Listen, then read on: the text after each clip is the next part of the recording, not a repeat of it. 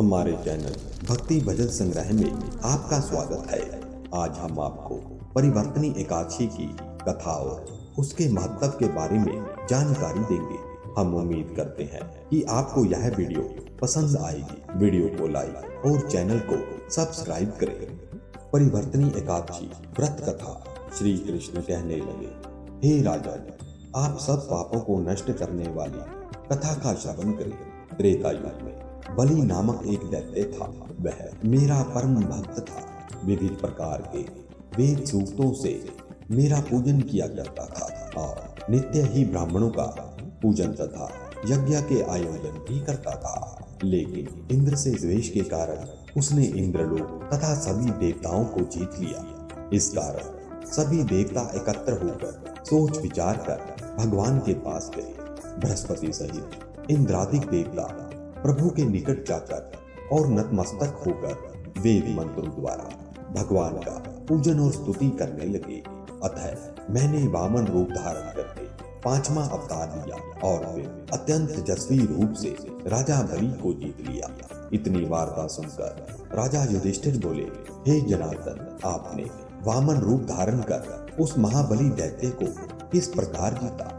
श्री कृष्ण कहने लगे, मैंने वामन रूपधारी ब्रह्मचारी बलि से 3 पग भूमि की याचना करते हुए कहा, ये मुझको 3 लोक के समान है और हे राजा, यह तुमको अवश्य देनी ही होगी। राजा बलि ने इसे तुच्छ याचना समझकर 3 पग भूमि का संकल्प मुझको दे दिया और मैंने अपने त्रिविक्रम रूप को बढ़ाकर यहाँ तक कि भूलोक में पद, भूलोक में जंघा, स्वर्गलोक में कमर, महालोक में पेट, जनलोक में हृदय, यमलोक में कंठ की स्थापना कर सत्यलोक में मुख उसके ऊपर मस्तक स्थापित किया। सूर्य, चंद्रमा आदि सब ग्रहगण, योग, नक्षत्र, इंद्रादिक देवता और शेष आदि सब नागगणों ने विविध प्रकार से वेद सूक्तों से प्रार्थना की। तब मैंने राजा बलि का हाथ पकड़कर कहा, हे राजा, एक पद से पृथ्वी, दूसरे से स्वर्गलोक पूर्ण हो गए, अब तीसरा पद कहाँ रखूं? तब बलि ने अपना सिर झुका लिया और मैंने अपना पैर उसके मस्तक पर रख दिया, जिससे मेरा वह भक्त पाताल को चला गया। फिर उसकी विनती और नम्रता को देखकर मैंने कहा, हे बलि, मैं सदैव तुम्हारे निकट ही रहूंगा। विरोचन पुत्र बलि से कहने पर भाद्रपद शुक्ल एकादशी के दिन बलि के आश्रम पर मेरी मूर्ति स्थापित हुई। इसी प्रकार दूसरी क्षीर सागर में शेषनाग के पृष्ठ पर हुई।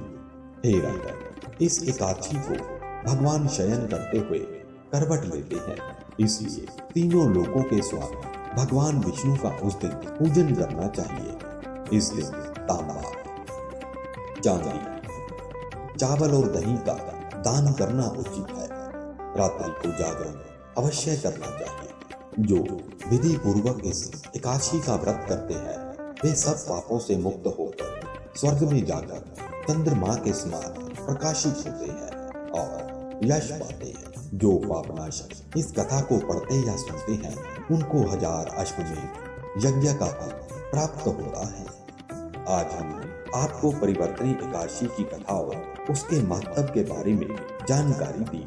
हम उम्मीद करते हैं कि आपको यह वीडियो पसंद आई होगी और नई वीडियो देखने के लिए हमारे चैनल को सब्सक्राइब करें और वीडियो को लाइक और शेयर जरूर करें।